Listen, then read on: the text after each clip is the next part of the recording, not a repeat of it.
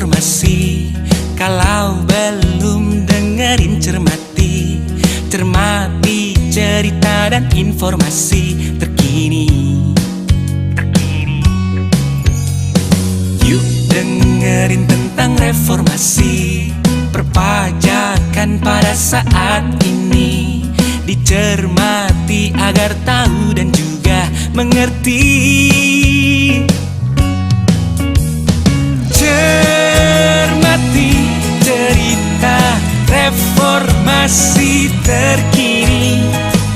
Informasi tentang reformasi perpajakan terkini. Cermati cerita reformasi terkini. Semuanya ada, hanya dicermati.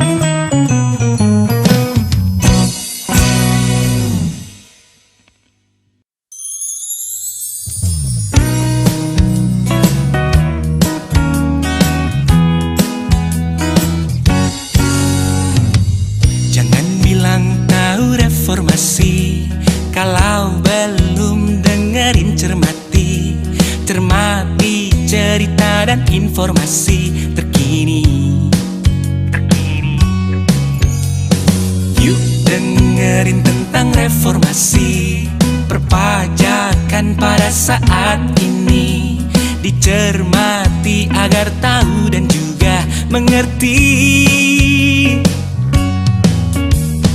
Cermati cerita reformasi terkini.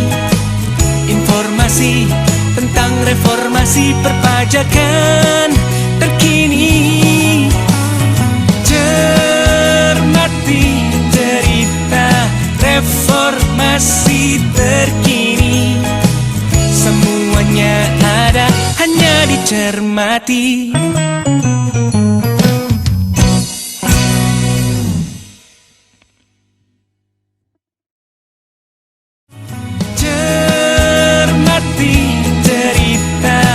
Reformasi terkini.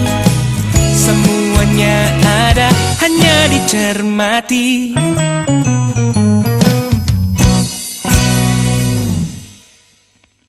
Halo kawan pajak, selamat datang kembali di podcast Cermati, cerita reformasi terkini. Hanya dicermati. Terima kasih loh ya. Baik, podcast Cermati kembali hadir membahas isu-isu yang menarik, hangat, dan ter-up-to-date dari narasumber kita yang istimewa pada episode kali ini. Narasumber kita pada episode kali ini adalah sosok yang sangat aktif membagikan berita dan juga isu-isu terkini dan juga memberikan insight positif terutama di media sosial beliau, di media sosial Twitter. Rasanya kalau satu hari belum baca tweet beliau, kayaknya sih ada yang kurang. Pastinya kawan pajak juga sudah familiar dengan narasumber kita. Ya, narasumber kita adalah Bapak Justinus Prastowo. Bapak Justinus Prastowo adalah staf khusus Menteri Keuangan bidang komunikasi strategis. Baik, kawan pajak, sebelum kita menyimak isu-isu hangat dan juga insight positif dari beliau, kita akan saksikan tayangan berikut ini.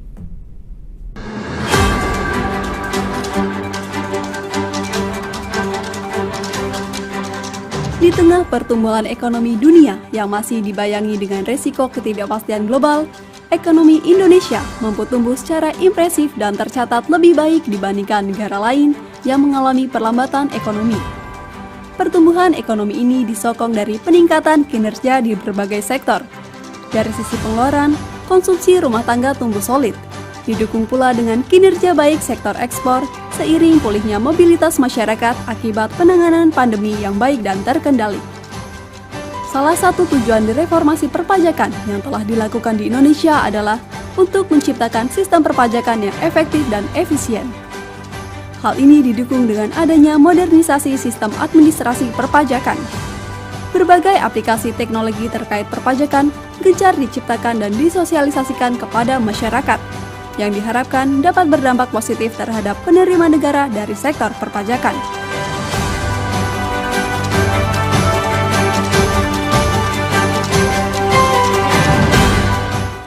Selamat datang kembali di podcast Cermati, cerita reformasi terkini bersama narasumber istimewa kita pada episode kali ini. Ya, narasumber kita akan membahas ya mengenai informasi terkini dan juga insight-insight terbaru nih ya dalam podcast kali ini. Narasumber kita pada episode kali ini adalah Bapak Justinus Prastowo. Selamat datang Pak Justinus Prastowo. Terima kasih Mbak Rima. Baik, terima kasih Pak sudah berkenan hadir menyempatkan di tengah kesibukan Bapak pastinya ya Pak di podcast Cermati episode kali ini. Nah, biar lebih nyaman, enaknya saya panggil Bapak apa nih Pak? Pak Justinus, Pak Prastowo, Mas, Kak, atau gimana nih Pak? Yang paling nyaman buat Mbak Rima aja. Waduh, apa nih tim kru?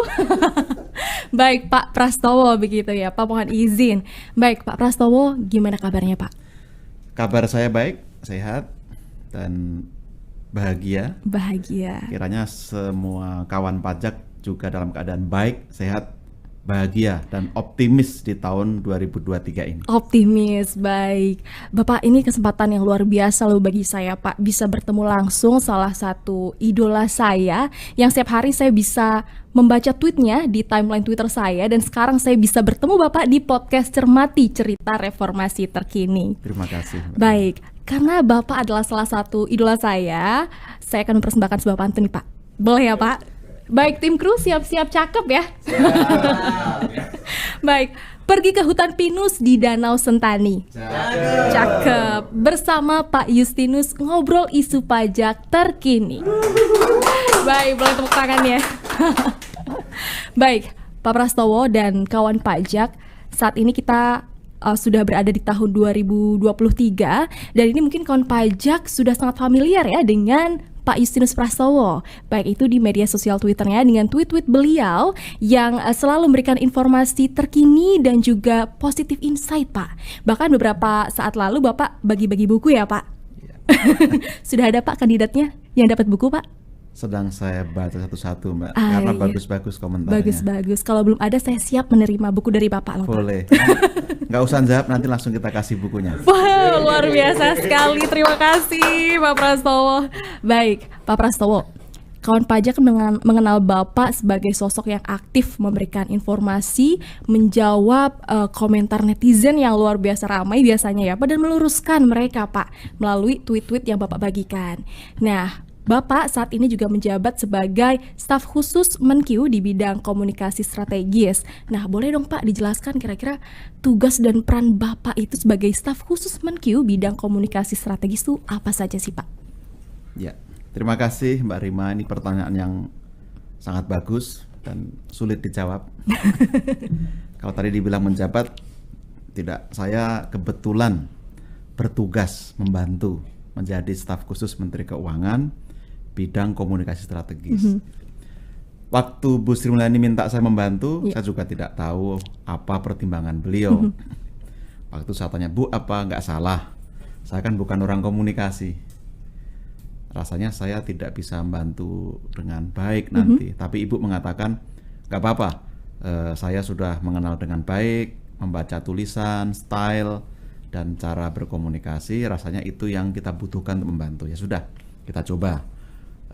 Mudah-mudahan saya bisa membantu. Karena saya staf khusus, tugasnya membantu. Ya, saya membantu pekerjaan Menteri Keuangan sehari-hari. Itu diatur di Perpres. Sebenarnya apa yang harus dilakukan.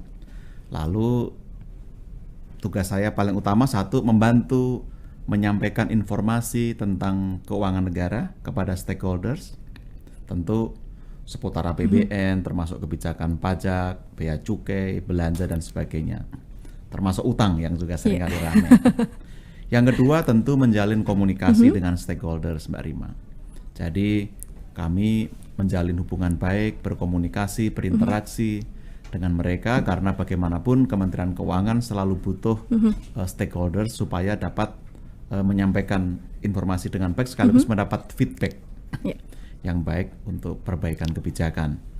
Lalu ya selebihnya membantu tugas-tugas komunikasi di unit-unit vertikal, baik kalau di kementerian berarti di Biro KLI, lalu unit eselon 1 di Kementerian Keuangan yang tiap saat kita berkoordinasi, berkolaborasi. Jadi itu kira-kira poin-poin tugas saya. Baik, luar biasa sekali Pak Justinus menjalankan perannya sebagai staf khusus Menkyu di bidang komunikasi strategis. Sangat penting ya untuk meredam dan juga menjawab isu-isu yang ramai diperbincangkan publik begitu ya Pak melalui tweet-tweet beliau. Baik, boleh dong tepuk tangan? Baik, Pak Prastowo, saat ini kan kita sudah memasuki tahun 2023, artinya kita sudah berhasil paling tidak struggling untuk melewati tahun 2022 yang tentunya tidak mudah ya Pak, selain karena kondisi masih pandemi COVID-19, juga adanya tantangan dinamika perekonomian global yang sangat volatile. Nah, kalau di tahun 2023 ini Pak, menurut IMF dan juga OECD memperkirakan bahwa pertumbuhan ekonomi global tahun ini hanya berada di kisaran 2% sampai 3% saja. Nah, kalau kita bisa melihat tahun 2022 pertumbuhan ekonomi di Indonesia berkisar antara 5,1 sampai 5,3% ya Pak. Nah, IMF dan juga OECD ini Pak memprediksi bahwa beberapa negara juga akan mengalami minus growth dan juga akan menghadapi resesi global seperti itu Pak. Nah, boleh dong Pak, gimana sih Pak peran APBN dalam menjawab ancaman resesi pada tahun ini Pak? Ya, kalau Bu Menteri sering mengatakan APBN adalah shock absorber, penyangga guncangan ya. Kita tahu tahun 2020 ketika keadaan seolah-olah akan baik-baik saja, tiba-tiba ada pandemi. Tidak ada yang siap. Negara maju pun tidak siap kalau kita lihat ke belakang betapa mereka juga berjuang. Nah, saat itu ada 3 sektor atau aspek yang harus diatasi sekaligus. Kesehatan tentu saja, ekonomi, dan sosial. Tidak mudah bagaimana kita mengatasi ketiganya sekaligus. Tapi kita bersyukur waktu itu kita bisa mengambil kebijakan extraordinary dengan Perpu 1 2020, kita melakukan terobosan dengan program pemulihan ekonomi nasional dan penanganan COVID, PCPEN. Nah, APBN lalu menjadi sentral, sangat dominan perannya. Jika dulu kita melihat seolah-olah ekonomi dapat dijalankan oleh mekanisme pasar, saya sering menyebut inilah kembalinya welfare state, di mana paham negara kesejahteraan dengan pemerintah yang aktif itu muncul. Bisa dibayangkan 3 tahun ini tidak kurang dari 1.850 triliun dialokasikan untuk program pemulihan ekonomi nasional. 1.650 triliun itu terserap, artinya kita mengalokasikan sangat besar. Belum pernah terjadi dalam sejarah Republik ini ada alokasi sebesar itu, dan terus kita pertahankan sampai sekarang. Maka kita optimistik tahun lalu kita bisa membukukan capaian APBN yang cukup mantap. Dari berbagai indikator kita bersyukur penerimaan negara kita moncer, tercapai, tumbuh sangat bagus. Belanja kita dengan konsep spending better, pertumbuhan nominalnya semakin kecil tapi efisien dan efektif, tepat sasaran. Defisit kita juga sangat bagus. Tahun lalu itu kita masih boleh defisit di atas 3%. Tapi justru kita bisa mencapai defisit di bawah 3% lebih cepat. Dan ini kan 3%. Seperti orang nabung yang akan digunakan di tahun 2023. Nah, tabungan-tabungan itu kita buat di 2022 agar tahun ini kita bisa lebih optimistik. Maka tadi sebagai penyangga guncangan, APBN memang didesain jadi instrumen ekonomi, instrumen fiskal yang memungkinkan masyarakat dapat terus berusaha dengan baik, ekonomi kita bisa bergeliat dengan lebih cepat, sekaligus waspada karena dampak global yang juga masih mengintai terus, maka harus diantisipasi. Optimis tapi harus tetap hati-hati ya Pak? Ya, optimis karena dan waspada. Guncangan dari ekonomi global ini masih sangat volatile begitu ya Pak, sampai dengan tahun 2023. Baik, artinya peran APBN ini sangat krusial ya Pak. Paling tidak kita bisa bertahan selama 3 tahun khususnya dalam keadaan pandemi COVID-19 yang pastinya tidak mudah ya Pak bagi kita semua, tidak hanya di Indonesia tapi juga negara-negara di dunia begitu. Baik, Pak Justinus Prastowo berbicara mengenai APBN yang perannya sangat penting, pastinya tidak bisa terlepas dari penerimaan pajak ya Pak sebagai penopang atau sumber utama penerimaan negara lebih dari 60%. Nah, di tahun lalu Pak 2022 realisasi penerimaan pajak mencapai 1.716,8 triliun dan ini merupakan realisasi yang meroket sebesar 115,6% dari target yang telah ditetapkan pada Perpres nomor 98 tahun 2022 yaitu sebesar 1.485,0 triliun rupiah. Nah, berdasarkan realisasi tahun 2022 ini Pak, menurut Pak Prastowo sendiri, apakah kondisi ini sudah mampu menunjukkan bahwa ekonomi kita sudah mulai pulih Pak? Atau ada faktor-faktor lain Pak di luar itu Pak? Ya, kalau saya mulai dari pertanyaan sebelumnya, kita optimistik pertumbuhan tahun ini setidaknya di angka 5%. Artinya itu cukup bagus dibanding banyak negara. Padahal global tadi 2-3%. Dan menurut IMF, sepertiga negara dunia akan mengalami resesi.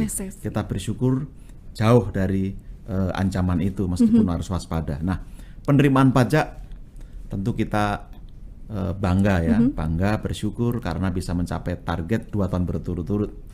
Di masa sulit justru bisa mencapai target.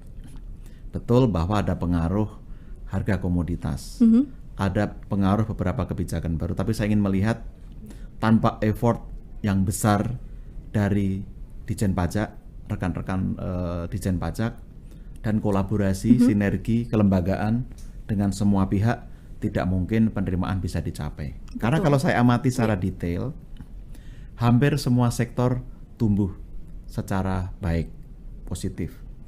PPh migas, non-migas, PPN juga tumbuh dengan baik, termasuk jenis pajak lain. Artinya secara sektoral ini menunjukkan tanda geliat yang sudah cukup bagus, tinggal kita jaga, kita pertahankan. Di sisi lain, saya melihat reform yang dilakukan itu juga pada track yang benar. Misalnya, kebijakan menyesuaikan tarif PPN dari 10 ke 11%. Bisa kita lihat pertumbuhan PPN sekitar 25%. Di saat ekonomi kita masih relatif di fase pemulihan, PPN ini menunjukkan dimensi gotong royong melalui pajak. Dan toh masyarakat sekarang bisa menerima ternyata itu cara saya berkontribusi bagi negara. Jadi betul komoditas berpengaruh, tetapi lebih-lebih saya ingin mengapresiasi ini kinerja yang baik. Tanpa pengawasan, tanpa upaya-upaya yang kontinu, tidak mungkin kepatuhan itu bisa optimal. Jadi bagi saya penerimaan yang tinggi hanya hasil, outcome dari sebuah sistem kepatuhan. Nah, saya rasa di titik ini kita sepakat reformasi perpajakan harus terus diupayakan agar masyarakat betul-betul sadar apa arti menjadi warga negara, apa arti menjadi pembayar pajak. Itu saya rasa menjadi titik yang penting bagi kita untuk terus mengarus utamakan isu pajak ini. Ya, baik. Nah, artinya kawan pajak, APBN ini sangat terkait dengan penerimaan pajak yang pastinya realisasi penerimaan pajak ini tidak akan dapat tercapai tanpa adanya kontribusi dan dukungan dari seluruh kawan pajak. Jadi sekali lagi kami berikan apresiasi ya Pak kepada seluruh kawan pajak yang sudah melaksanakan hak dan kewajiban perpajakannya dengan baik. Nah, Pak Prastowo, tadi telah disebutkan adanya kenaikan komoditas. Nah, tapi Pak, selain adanya kenaikan komoditas di tahun 2022, ada PPS juga Pak. Nah, menurut Pak Prastowo, bagaimana sih Pak kebijakan PPS ini Pak? Dan realisasinya seperti apa Pak? Boleh Kak diceritakan Pak? Ya, PPS tentu saja, saya kebetulan ikut dalam pembahasan Undang-Undang HPP dan cukup tahu apa latar belakangnya. Saya rasa PPS ini menjadi satu contoh betapa baik hatinya, betapa murah hatinya negara untuk warganya. Jadi saya balik, ini jangan dianggap sebagai kekalahan negara atau pemerintah, tapi kita lihat sebagai betapa negara masih ingin terus mengajak warganya. Dulu tax amnesty 2016 kita beri kesempatan pada wajib pajak untuk sukarela mengungkapkan, dan cukup bagus hasilnya pada waktu itu. Kepatuhan juga meningkat. Lalu kita beri kesempatan kedua, kesempatan terakhir sebelum kita masuk ke era transparansi penuh. Saya selalu mengatakan begitu. Ini jembatan sampai kita masuk era transparansi penuh. Apa itu? Satu era dengan pondasi kebijakan baru, Undang-Undang HPP, dengan sistem administrasi yang baru, dengan Cortex System, dan dengan environment atau ekosistem perpajakan baru, yaitu kondisi global yang sudah semakin transparan. Artinya hubungan antara wajib pajak dengan kantor pajak itu sudah ditandai dengan transparansi, keterbukaan. Tidak ada dusta di antara kita. Nah, itu kira-kira. Artinya kantor pajak udah nggak bisa lari lagi ya, Pak? Nggak bisa lari Nggak lagi. bisa sembunyi lagi. Ketika pilihannya adalah saya patuh, maka sekarang gamenya atau arena bermainnya dipagari. Satu, dengan kebijakan yang clear, butuh clarity. Lalu dengan aturan regulasi yang memberi kepastian, certainty penting. Dan yang ketiga, konsistensi di praktek perpajakan di lapangan. Nah, kalau ini kita berikan, istilah saya TAS, transparan, semua sudah terbuka, maka diberi rasa adil, dan bagi yang sudah mau terlibat secara patuh diberi kesederhanaan dalam sistem yang mudah dalam tadi. sistem. Baik, TAS ya. Transparansi, kemudian adil, dan juga kemudahan, kesederhanaan dari sistem perpajakan kepada kawan pajak pastinya. Baik, berkaitan dengan pertumbuhan ekonomi tadi yang telah Bapak sampaikan juga, bahwa di tahun 2023 ini tantangan utamanya adalah kondisi ekonomi global dengan ketidakpastian yang sulit untuk dihitung dan juga sulit untuk dikalkulasikan, Pak. Tapi tadi Bapak juga sudah sampaikan bahwa kita terus optimis, namun tetap hati-hati begitu ya Pak dalam menghadapi tantangan-tantangan di 2023 ini, agar kedepannya pertumbuhan ekonomi masih berada di atas 5% ya Pak, lebih baik daripada tahun 2022 yang berada di sekitar 5,1% sampai 5,2% seperti itu. Nah, kemudian Pak, meskipun kita harus optimis, tapi kita juga harus hati-hati. Ada nggak sih Pak upaya-upaya yang harus kita lakukan Pak? Ya, saya mau masuk dari PPS tadi. Ketika banyak orang skeptis, bahkan merasa seolah-olah kita memberikan karpet merah kepada pengembang pajak begitu ya. Saya tetap ingin melihat dalam konteks gotong royong. PPS luar biasa menurut saya, bisa menghasilkan 60 triliun dan deklarasi aset yang sangat besar, saya rasa ratusan triliun, di atas 600 triliun. Itu hal yang sangat positif. Itu modal kita gotong royong. Menyongsong 2023 menghadapi tahun ini, saya rasa itu pilar kita gotong royong. Jadi bagaimana konstruksi gotong royongnya? Kalau saya gambarkan, tujuan negara kan menciptakan masyarakat adil, makmur, sejahtera. Alatnya antara lain APBN dengan kebijakan fiskal tadi. Pemerintah itu ibarat menanam pohon. Kalau nanam pohon, tanahnya digarap, diberi pupuk, benihnya dicari yang terbaik, disirami, disiangi rumputnya sampai dia tumbuh. Ketika dia tumbuh, dia berbuah, katakanlah menghasilkan buah 10 ton, diambil 3 ton saja. Yang 7 ton diserahkan kepada pengusahanya, pada petaninya. Itu pajak. Jadi pajak itu pertama-tama justru fasilitas, insentif, diberi pupuk, diberi air, diberi obat, lalu hanya diambil 3 saja dari 10. Selebihnya silahkan diusahakan. Itu pajak. Dan yang 7 diambil itu pun dikembalikan ke masyarakat dalam bentuk belanja. Dan hebatnya di negara demokrasi seperti kita, orang bayar pajak tadi, duitnya dikembalikan, masih boleh mengkritik negara. Itu kan demokrasi yang sehat seperti itu. Nah, pilar-pilarnya yang kita bangun, Mbak Rima. Kita punya reformasi struktural, ada Undang-Undang Cipta Kerja. Dan di sisi fiskal kita telah menuntaskan 3 pondasi. Maka kalau tanya effortnya apa, pemerintah telah menerbitkan 3 undang-undang. Untuk penerimaan ada Undang-Undang HPP, Undang-Undang 7 2021. Untuk memperkuat sektor moneter dan fiskal, kita kemarin baru menerbitkan Undang-Undang nomor 4 tahun 2023 tentang pengembangan dan penguatan sektor keuangan. Lalu yang di tengah ini Undang-Undang nomor 1 2022, hubungan keuangan pusat daerah. Kita sadar daerah itu lini depan Kalau sepak bola strikernya itu daerah. Strikernya. Pusat itu memberikan pendanaannya. Iya. Maka diperkuat supaya daerah semakin bisa melayani publik dengan baik. Itu dari sisi negara. Insentif diberikan supaya kita bisa. Dari sisi pengusaha, kami rasa karena banyak insentif silakan dimanfaatkan. Iya. Karena itu adalah hak Anda. Sepanjang itu mendukung perekonomian, mari kita manfaatkan dengan baik. Kita selain itu juga mendorong masyarakat semakin terlibat, Mbak Rima. Perlindungan sosial terus diberikan bagi yang tidak mampu. Itu tujuan pajak kan begitu. Yang mampu bayar, yang lebih mampu bayar lebih tinggi, yang tidak mampu dibantu. Nah, dengan demikian yang di bawah ditolong, yang berusaha diberi insentif, bahkan UKM mendapat PTKP 500 juta. 500 juta. Jadi yang omsetnya tidak melebihi 500 juta tidak kena pajak. Tidak kena pajak. Itu kan cara negara, pemerintah mendorong masyarakat bisa berusaha dengan baik. Ya. Baik, konsep gotong royong ini dari berbagai lapisan masyarakat ya Pak, yang bawah dibantu, kemudian yang di atas, di tengah dan di atas saling membantu yang di bawah begitu ya. Betul. Pak. Jadi tidak serta-merta semua masyarakat itu dikenakan pajak, tapi tetap ada ketentuan dan aturan yang berlaku seperti itu.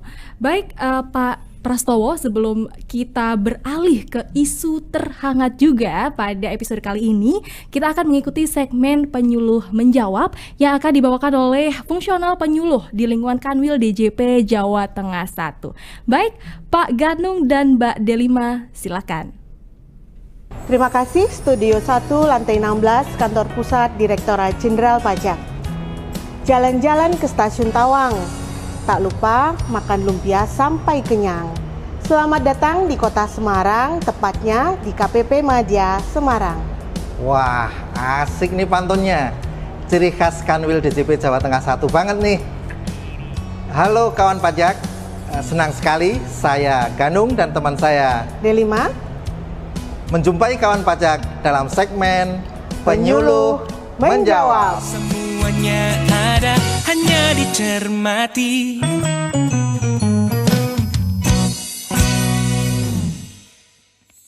Pak Rudi pasang kenopi sambil mendengar musik kecapi. Siang ini kita duduk di tempat ini ngobrol-ngobrol soal sanksi. Waduh, harus dibalas nih pantunnya. Monggo. Bertemu lagi di tempat ini. Ini pantunnya kok serem sekali. Ada sanksi-sanksinya gitu loh. Kira-kira ada apa ini, Del? Sebenarnya nggak serem sih. Kita di sini hadir untuk menjawab apa yang menjadi pertanyaan kawan pajak. Nah, sudah ada banyak DM masuk ke dalam Instagram kita. Namun saya hanya akan menyarikan karena sebenarnya pertanyaannya mirip-mirip nih, yaitu tentang sanksi pajak. Oh gitu.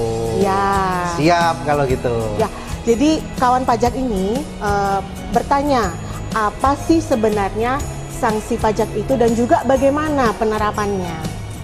Sebelum kita bicara sanksi, kita harus tahu dulu bahwa setiap warga negara itu mempunyai kewajiban untuk membela negara melalui membayar pajak. Nah, bagi wajib pajak yang baik, tentunya dia harus melakukan kewajiban perpajakannya dengan baik dan benar. Oke, nah kalau begitu bisa dijelaskan ya, sanksi itu seperti apa? Sanksi. Nah, ketika wajib pajak tidak melakukan kewajibannya dengan benar, maka akan diberikan sanksi. Sanksi sendiri itu sebenarnya di negara kita ada dua. Ya, apa aja itu? Yaitu sanksi administrasi, yang kedua adalah sanksi pidana. Nah, kalau sekarang kita masuk ke detailnya ya, kalau sanksi administrasi sendiri itu yang seperti apa nih, Mas? Sanksi administrasi itu merupakan sanksi yang dikenakan dan diterapkan pada pelanggar aturan, ya, dengan cara melakukan pembayaran kerugian pada negara. Pembayaran tersebut ditujukan sebagai ganti rugi atas kerugian yang ditimbulkan oleh wajib pajak. Oke, nah kalau seperti itu ada macam-macam ya ini kalau untuk sanksi administratif tadi sendiri. Ada berapa jenis nih, Mas? Betul sekali, Del. Jadi sanksi administrasi itu ada tiga. Ada tiga. Ya, ada tiga. Okay. Yang pertama adalah denda. Denda. Yang kedua adalah bunga. Dan yang ketiga adalah sanksi kenaikan. Sanksi kenaikan. Nah, kita akan membahas secara detail ya. Kalau untuk sanksi denda, itu yang seperti apa? Jadi sanksi denda itu Ada beberapa macam juga. Banyak juga. Ada banyak juga. Banyak sekali ini jenisnya ya. Ada sanksi 500.000. Ya. Itu diberikan kepada wajib pajak yang terlambat atau tidak lapor SPT masa PPN. Oke. Ya. Kemudian ada sanksi 100.000. Ya. Itu untuk wajib pajak yang terlambat atau tidak lapor SPT masa lainnya. Ya. Ada juga sanksi atas keterlambatan atau tidak lapor SPT tahunan. SPT tahunan. Ya, untuk wajib pajak badan itu 1 juta. 1 Sedangkan juta. untuk wajib pajak orang pribadi itu Rp100.000. 100.000. Ya. Oke. Selain itu ada juga sanksi berupa denda, Ya. yaitu 2% bagi 2% dikalikan DPP Ya. bagi PKP yang tidak membuat faktur pajak. Tidak bikin faktur Ya. pajak 2%. Ya, ada juga denda 150% kali pajak kurang bayar untuk pelanggaran atas pengungkapan ketidakbenaran atau pelunasan pajak sebelum dilakukan penyidikan. Masih ada beberapa sanksi denda juga yang mungkin tidak bisa kita jelaskan secara detail di sini. Oke, begitu kawan pajak. Jadi kita sekarang tadi sudah membahas soal denda. Kita akan berbicara sanksi yang kedua, yaitu berupa bunga. Nah, bunga ini kawan pajak kalau boleh saya jelaskan, ini adalah untuk wajib pajak yang tidak disiplin dalam pembayaran pajaknya. Jadi kalau dia telat, kemudian dia menunda dengan sengaja membayar pajak, atau misalkan dia melakukan pembetulan, jadi ada kesalahan kurang bayar seperti itu, benar. dia akan dikenakan denda. Nah, untuk denda ini ada hitungannya nggak seperti tadi 100, 500 seperti itu? Ya, bunga sendiri itu sanksi bunga tadi ya, diberikan kepada wajib pajak yang terlambat bayar atau kurang bayar. Iya. Dan bunganya itu selalu berfluktuasi ya, tergantung kepada bunga tiap bulan yang ditetapkan oleh Menteri Keuangan dan maksimal dikenakan selama 24 bulan. 1 hari itu merupakan bagian dari 1 bulan. Oke, jadinya nantinya karena dia mengikuti keputusan Kementerian Keuangan, berarti setiap bulan akan update ya ini ya untuk KMK-nya ya? Iya, benar sekali. Oke, nah menarik ini ya. Kita sudah bicara soal sanksi denda dan juga bunga. Sekarang kita akan berbicara tentang sanksi administrasi yang ketiga, yaitu kenaikan. Nah, ini bisa dijelaskan nggak kalau untuk kenaikan seperti gimana? Ya, kalau sanksi kenaikan itu adalah sanksi yang diterapkan untuk wajib pajak yang melakukan pelanggaran aturan pajak dilihat dari segi materialnya. Contohnya seperti wajib pajak yang memberikan informasi yang salah dalam penghitungan pajak yang harus dibayarkan. Oke, nah sanksi kenaikan ini sendiri dia akan berlipat ya, dari pajak yang seharusnya dibayarkan tadi ya. Benar. Nah tadi kita sudah bicara soal administratif ya. Saya coba untuk merekap untuk kawan pajak ya, ada sanksi administrasi, ada sanksi berupa sanksi pidana. Sanksi administrasi ada 3 tadi ya. Ya, oke, sanksi administrasi ada 3, denda. Ya. Sanksi berupa bunga, yang ketiga adalah kenaikan. Nah, sekarang kita mau bicara soal pidana. Nah, pidana itu yang seperti apa? Kayaknya serem banget juga ini. Ya, sanksi pidana ini biasanya diberikan kepada wajib pajak yang melakukan manipulasi data, manipulasi kewajiban perpajakannya, misalkan dengan membuat faktur pajak yang tidak sesuai, tidak sesuai dengan transaksi yang sebenarnya. Ya, kemudian ada juga sanksi pidana karena dia tidak lapor SPT dengan sengaja. Oke, jadi dia ada informasi yang ditahan sehingga nantinya untuk sanksi pidana ini dia memang ada indikasi kesengajaan yang jatuhnya nanti akan menjadi merugikan negara dalam jumlah yang besar ya, gitu. Nah, sanksi pidana ini tentunya akan memberikan risiko yang besar kepada wajib pajak. Jadi kawan pajak harus benar-benar berhati-hati supaya tidak terkena sanksi pidana. Nah, nggak berasa nih, kita tadi sudah ngobrolin lumayan banyak ya. Kita sudah berada di penghujung acara. Semoga apa yang kita sampaikan nanti bermanfaat untuk wajib pajak dan ini sudah menjawab. Semoga sudah menjawab ya.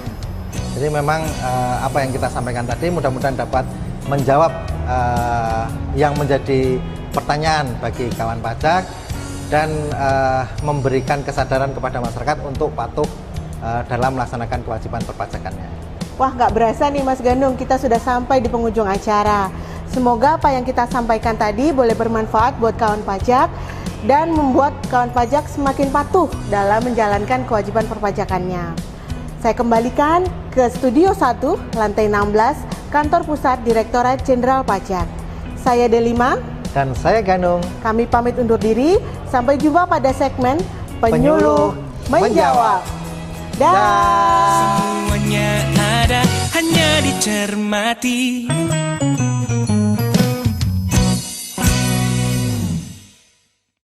Baik kawan pajak, kembali di podcast Cermati. Terima kasih Pak Ganung dan Mbak Delima yang telah memberikan jawaban ya di segmen Fungsional Penyuluh Menjawab. Baik, kita beralih kembali ke isu berikutnya, masih bersama narasumber istimewa kita, Bapak Justinus Prastowo. Boleh dong tepuk tangan lagi? Baik, Pak Prastowo, kita memasuki awal tahun 2023 nih Pak. Banyak sekali pemberitaan yang santer sekali ya Pak di publik ya terkait penghasilan 5 juta kena tarif 5%. Nah ini banyak sekali pemberitaan yang menyatakan bahwa batas penghasilan terkena pajak dinaikkan menjadi 5 juta per bulan. Dan publik mengasumsikan bahwa 5% itu langsung dikalikan dengan penghasilan per bulan 5 juta. Nah boleh dong Pak Prastowo diceritakan, dijelaskan kepada kawan pajak ini bagaimana Pak terkait informasi tersebut Pak? Ya. Sebelum saya jawab, saya merasa senang karena ada berkah di balik musibah ini sebenarnya. Semakin banyak orang menjadi ingin tahu tentang pajak. Yeah. Ini kita anggap sebagai kampanye gratis kita. Makin banyak orang aware dengan pajak, ini kan modal yang bagus tadi, ini sebagai bentuk gotong royong. Nah, memang hidup ini begini Mbak Rima, kita kan tidak semuanya harus mendapat yang kita sukai. Kalau boleh dibilang, ya nggak ada orang suka bayar pajak. Apalagi kalau itu dipaksa, tarifnya tinggi gitu ya, memberatkan. Tapi di negara demokratis kan kita lihat, satu, tarif pajaknya juga tidak tinggi. Banyak insentif, yang kecil tidak dipajaki. Lalu penggunaan uang pajaknya pun juga bagus. Nah ini yang terus harus kita kampanyekan kepada kawan pajak semuanya, supaya kita makin paham. Membayar pajak itu bukan buat siapa-siapa kok. Saya ngongkosi hidup bersama kita. Jadi yang penghasilan 5 juta rupiah tadi harusnya bersyukur karena diajak ikut mengongkosi hidup bersama ini. Gotong royong tadi ya Pak. Nah, bagaimana penjelasannya? Yang jelas ini bukan aturan baru. Bahkan tarif pajak 5% untuk penghasilan 50 juta waktu itu ya, penghasilan kena pajak 50 juta itu sudah sejak 2008. 2008. Ya, tahun pajak 2009 sudah berlaku. Artinya bukan hal baru. Nah, simpelnya kan begini. Pajak penghasilan itu kan pajak yang dibebankan pada setiap orang karena penghasilan yang diterima. Dan penghasilan itu semakin tinggi, idealnya dipajaki semakin besar. Tarifnya progresif supaya apa? Supaya adil. Yang mampu menanggung lebih besar, yang tidak mampu dibantu. Di balik konsep pajak itu ada filosofi, seperti asuransi. Saya boleh bermimpi menjadi orang kaya dan akan bayar pajak. Saat bersamaan saya boleh berharap kelak ketika saya jatuh sakit atau miskin saya dibantu oleh negara. Dibantu juga. Nah, maka saya ingin mengatakan ini bukan aturan baru, bahwa ada undang-undang HPP betul berlaku 1 Januari 2022, tetapi justru undang-undang HPP memperkuat tadi perlindungan bagi mereka yang penghasilannya menengah bawah. Buktinya apa? 1, alih-alih tarifnya dinaikkan tetap 5%, tapi rentangnya diperlebar. Dulu 50 juta, sekarang 60 juta. Dihitung kasarnya, setiap orang akan mendapat penghematan pajak dari situ. Karena dulu yang di atas 50 sudah kena 15%. Sekarang sampai dengan 60 kena 5% saja ya Pak. Yang kedua, yang ditambah lapisnya yang paling atas, kelompok super kaya, yang penghasilan kena pajak di atas 5 miliar dikenai pajak 35%. Menurut laporan SPT tahun 2022, SPT 2021 berarti ada sekitar 5.000 SPT yang disampaikan di segmen ini dengan kontribusi kurang lebih 20 triliun setahun atau sekitar 19%. Dan yang di atas 5 miliar tadi itu kira-kira kalau dihitung sama dengan tahun lalu bisa menyumbang pajak 4-5 triliun. 4-5 Ini triliun. kan jumlah yang cukup besar, bisa dipakai untuk membantu masyarakat menengah bawah tadi. Nah, hitung-hitungan lalu seperti itu. Ini bukan hal baru. Bagaimana menghitungnya? Hitung kasar ini ya, Mbak Rima ya. Kalau saya jomblo nih, saya iya. dulu kemarin. Jomblo belum menikah ya Pak, Belum masih menikah. single. Ada tanggungan nggak nih Pak? Nggak ada tanggungan. Nggak ada. Nanggung pacar kan nggak boleh PTKP. Belum masuk ya Pak? Belum Nggak dapat masuk pacar. Pak. Jomblo belum punya pacar. Jomblo ya. Berarti dia diri sendiri. Iya. Katakanlah penghasilannya 5 juta per bulan? 5 juta per bulan, 60 juta setahun. Setahun 60 juta. Lalu dikurangi biaya jabatan, oke kita abaikan, dikurangi PTKP 54 juta. Karena single ya, Karena Pak. single berarti 6 juta. Ya. Dikalikan 5%. Hanya 300.000 setahun atau 25.000 sebulan. Per bulan 25.000. Kalau setiap hari kita pipis di toilet umum, lebih mahal kalau pipis di toilet umum. Setiap hari kita parkir sepeda motor di mall, Iya. lebih mahal ongkos parkir kita. Lebih mahal ongkos parkir. Tapi betapa mulianya menjadi pembayar pajak. Ya. Nggak dihitung Anda bayar berapa, tapi jadi wajib pajak patuh, itu sudah jadi patriot bangsa. Itu yang menurut saya dimensi mulia. Ya, boleh. Tepuk tangan yang luar biasa ya. Terima kasih kawan pajak sudah menjadi bagian dari patriot bangsa ya Betul. Pak. Nah, saya tambahin sedikit lagi. Kalau dia menikah, Iya. ditambah PTKP lagi kan 4,5 4,5 juta. Kalau punya anak satu tambah lagi 4,5 lagi juta. ya Pak. Kalau punya anak satu PTKP jadi 63 juta 63. kurang lebihnya. 60 dikurangi 63 juta malah minus 3 juta alias tidak membayar pajak. Tidak bayar pajak. Itu salah satu cara untuk ini ya Pak ya, mengurangi penghasilan yang kena pajak ya, Pak. Ini bagian dari tax planning Tax paling planning. sederhana. Bagi para jomblo, para single silahkan segera menikah, dapat tambahan PTKP, bayar pajak lebih rendah. Tapi kalau ingin tetap bayar pajak lebih besar, artinya apa Mbak Rima? Pertahankan status Anda saat ini. Jangan, tetap segera menikah, punya anak, tambah income. Iya, Nah, itu baik. berkah berarti. Berkah luar biasa sekali kawan pajak ya. Tadi dicatat tips-tips dari Pak Justinus Prastowo ya, bagaimana cara untuk mengurangi ya penghasilan kena pajak. Baik, tadi Bapak sudah menyampaikan juga bahwa tarif 5% ini itu bukan langsung dikalikan 5 juta per bulan penghasilan kawan pajak, tapi dihitung dulu dalam 1 tahun, kemudian masih ada PTKP tadi ya Pak ya, sebagai pengurang penghasilan tadi, sehingga dapatnya hanya sebulan 25.000 saja. Itu kasusnya kalau penghasilan per bulan 5 juta rupiah. Nah, tadi Bapak juga sudah sampaikan bahwa untuk masyarakat yang perekonomiannya di atas 5 miliar nih Pak ya. Kalau saya sih berdoa semoga saya suatu hari nanti dapat tarifnya ini Pak 35% Pak. Amin. Amin ya Pak. Nah, itu artinya berkaitan dengan upaya pemerintah untuk meningkatkan penerimaan pajak yang kemudian kembali lagi kepada masyarakat untuk yang menengah ke bawah dibantu begitu ya Pak, kembali lagi pada konsep gotong royong.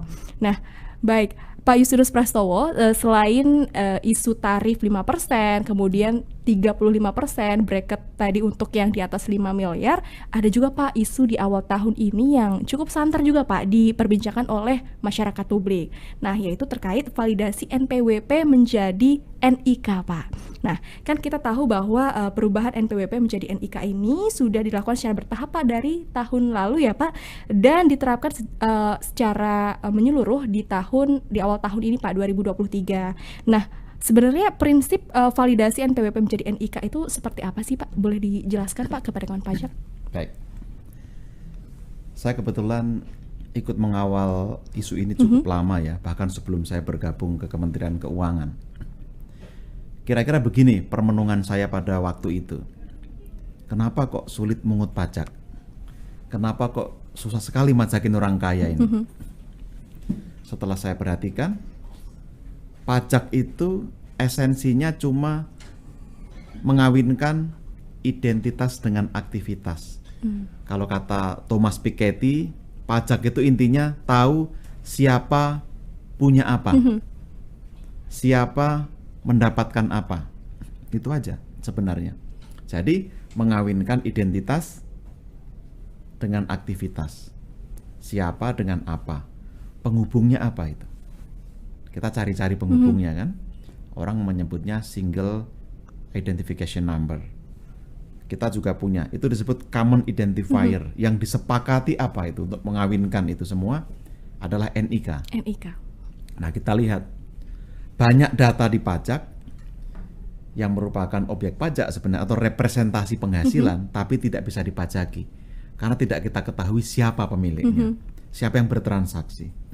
Sebaliknya, kita tahu orangnya, tapi tidak tahu penghasilannya atau hartanya seperti apa. Nah, dengan NIK dikawinkan, dari sisi pajak akan lebih mudah menghimpun data informasi dari berbagai lini, lalu diprofile dengan lebih baik dan menghasilkan informasi yang akurat. Lebih akurat. Di sisi lain, bagi wajib pajak, tentu akan lebih mudah kan? Bayangkan, Mbak Rima kalau dalam semua urusan publik harus menggunakan nomor tertentu, Iya, Pak. nggak mungkin kita menghafal. Iya, betul. Nah, sekarang cukup dengan NIK, kita bisa mendapat semua layanan dengan baik. Artinya, bagi wajib pajak, bagi masyarakat diuntungkan. BPJS Kesehatan, Ketenagakerjaan, paspor, SIM, saya nanti balik nama rumah, sampai NPWP menggunakan satu identitas. Nah, ini kan win-win sebenarnya. Karena ada adagium kan, semakin sederhana administrasi, semakin orang itu pengen bayar pajak. Nah, itu penting. Nah, ini win-win. Maka sekarang kita bangun. Jadi masyarakat, kawan pajak tidak perlu takut. Justru akan dipermudah kita.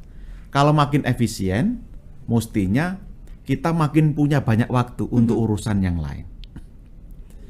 Dan tidak usah takut. Punya NPWP karena NIK tadi, itu juga tidak serta-merta menjadi wajib pajak. Betul, secara administrasi, saya akan terdaftar di kantor pajak, tapi untuk menjadi pembayar pajak, saya harus memenuhi syarat subjektif, syarat objektifnya. Kalau syarat objektifnya berarti saya harus punya penghasilan melebihi penghasilan tidak kena pajak. Jadi nggak perlu khawatir yang masih mahasiswa, yang masih mencari pekerjaan, atau kebetulan sedang tidak bekerja, sepanjang belum punya penghasilan melewati PTKP, Anda belum wajib menjadi pembayar pajak. Baik. Jadi ini harus dipahami dengan baik, mari dipahami dengan baik supaya kita tenang. Ya. Dan dengan ini kita bisa membangun sistem yang lebih kuat ke depannya. Nggak hanya pajak, tapi juga sistem administrasi kita, sistem kependudukan kita. Maka nanti tidak sulit, Mbak Rima. Katakanlah begini, orang itu sebenarnya mengiur BPJS berapa besar, lalu profil penghasilannya akan ketahuan juga. Lalu ini kan cara kita mendorong kepatuhan secara sukarela. Kalau saya mengiur BPJS, akan di-cross-check dengan pajak, saya pilih melaporkan penghasilan saya dengan benar. Bukan apa-apa, supaya betul-betul saya ini bukan free rider. Karena saya wajib bayar BPJS, saya bayar. Saya bayar pajak, saya bayar. Agar uang yang saya bayar itu betul-betul bisa digunakan untuk menolong yang tidak mampu tadi. Jadi ini cara kita juga untuk melibatkan partisipasi warga negara semakin luas. Ya, baik, kawan pajak nih sudah semakin paham ya bahwa tadi yang telah disampaikan oleh Pak Prastowo, punya NIK gak serta-merta langsung jadi wajib pajak, harus bayar pajak begitu ya Pak? Soalnya kan sempat ramai itu Pak, wah berarti setiap anak lahir dapat NIK langsung wajib bayar pajak seperti itu. Tapi ada syarat objektif dan subjektif agar masyarakat itu menjadi wajib membayar pajak setelah memenuhi syarat tersebut.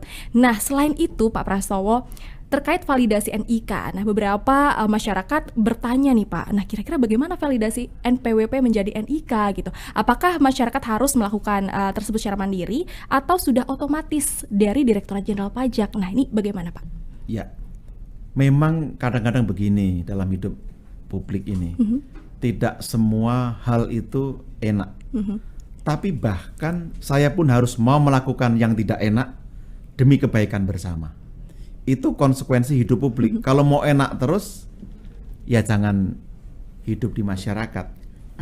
Mungkin di planet lain. tapi bukan di Bekasi juga.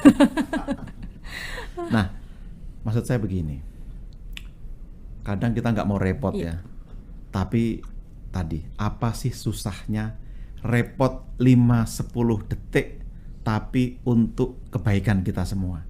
Ini bukan buat DJP, bukan buat Kementerian Keuangan, bukan buat pemerintah, tapi buat kita. Supaya apa? Tidak timbul kerepotan di masa mendatang. Bayangkan, dulu kita mendaftar NPWP. Siapa tahu waktu nginput NIK-nya keliru. Kan dulu sukarela kan? Alamat kita berubah, sudah berpindah. Dulu ikut mertua, sekarang sudah rumah sendiri. Kan ini sekaligus sarana kita untuk mengupdate status ke kantor pajak. Nomor kontak kita berubah. Kita juga bisa perbaiki di sana. Ini kan kesempatan. Kenapa gak harus saya? Kan yang tahu tentang diri saya sendiri gitu ya. Nah, bagaimana kalau sudah cocok? Alhamdulillah. Itu yang kita harapkan. Maka sekarang karena kita ingin memperbaiki sistem, kita cocokkan data NIK dari Ditjen Dukcapil, NPWP dari Ditjen Pajak. Kalau sudah cocok, kita validasi. Kalau belum, kita perbaiki. Tidak butuh waktu lama, mungkin nggak sampai 1 menit, tapi itu bermakna besar bagi masa depan Republik ini. Jadi tadi, jangan kita menggerutu, gerundel hanya karena dengar-dengar, tidak mengenakkan. Saya khawatir kalau sudah mencoba akan ketagihan nanti. Nah, inilah Pak Justinus Prastowo yang selalu memberikan berita baik dan harapan ya Pak, kalau di Twitter Bapak selalu memberikan insight positif kepada kawan pajak bahwa tidak ada salahnya kita meluangkan waktu 5-10 menit dan itu secara online ya Pak untuk validasi NPWP ke NIK, karena NIK yang paling tahu ya diri kita sendiri, begitu ya Pak. Itu kan online, bisa dijangkau dari mana saja, kapan saja, dan sangat mudah. Saya sudah mencoba dan saya tes ke beberapa teman saya. Ternyata setelah mereka mencoba sangat mudah, tidak seperti yang dibayangkan. Hanya klik validasi begitu ya Pak untuk memvalidasi NPWP ke NIK. 5 dan 10 menit untuk kebaikan diri kita sendiri, seluruh kawan pajak, dan untuk kemudahan seterusnya. Baik Pak Justinus Prastowo, isu tersebut adalah isu terakhir yang kita diskusikan dalam podcast Cermati pada episode kali ini. Nah, mungkin Bapak silakan memberikan closing statement kepada seluruh kawan pajak nih agar senantiasa bangga menjadi patriot bangsa dengan membayar pajak sebagai salah satu kontribusi kepada masyarakat. Silakan Bapak. Baik, terima kasih kawan pajak. Yang pertama tentu saya sekali lagi mengapresiasi, mengucapkan terima kasih. Berkat kontribusi Anda semua, kita bisa mempunyai dana yang cukup untuk meneruskan pembangunan kita, untuk menolong makin banyak orang, untuk membangun infrastruktur. Uang pajak Anda tidak sia-sia, telah digunakan untuk membangun banyak sekali infrastruktur. Kita punya jalan, jembatan, bandara, pelabuhan, bendungan. Kita membangun rumah sakit, membangun sekolah. Kita bisa menggratiskan iuran BPJS untuk 96 juta jiwa. Dan kita menyekolahkan setiap tahun ribuan anak bangsa sekolah ke luar negeri agar jadi talent-talent yang luar biasa. Itu berkat uang pajak kita. Jadi mari terus kita kabarkan tentang peran penting pajak kepada semakin banyak orang. Mari terlibat, karena melalui keterlibatan kita, itulah awal mula dari sejarah bangsa ini untuk mencapai tujuannya masyarakat adil, makmur, sejahtera. Kita yakin dengan pajak yang kuat, Indonesia akan semakin maju. Terima kasih. Baik, tepuk tangan untuk Bapak Justinus Prastowo yang selalu memberikan insight positif kepada kita semua. Baik, sekali lagi terima kasih Pak Prastowo sudah meluangkan waktu di tengah kesibukan untuk berbagi cerita dan kabar baik kepada kawan pajak di episode podcast Cermati, cerita reformasi terkini pada episode kali ini. Tentunya insight dan juga informasi terupdate yang telah disampaikan narasumber kita memberikan kita pemahaman yang lebih baik terkait hak dan kewajiban perpajakan, juga terkait isu-isu yang telah dibahas tadi. Dan semoga kedepannya kawan pajak yang sudah semakin paham, semakin bangga juga untuk turut berkontribusi melalui membayar pajak dan menjadi bagian dari patriot bangsa. Baik, Demikianlah diskusi kita membahas mengenai isu-isu terkini terkait APBN, pajak terkini dengan narasumber istimewa kita, Bapak Justinus Prastowo, staf khusus Menteri Keuangan bidang komunikasi strategis. Kawan pajak, jangan lupa terus ikuti podcast Cermati, cerita reformasi terkini agar semakin paham dan semakin tahu update isu perpajakan dan keuangan negara terkini di episode berikutnya. Saya Rima Budi Arti, pamit undur diri dan sampai jumpa di podcast Cermati episode berikutnya. Hanya di Cermati. Baik, boleh tepuk tangan untuk kita semua. Terima kasih Bapak Justinus Prastowo. Perpajakan pada saat ini dicermati agar tahu dan juga mengerti. Cermati cerita reformasi terkini, semuanya ada hanya dicermati.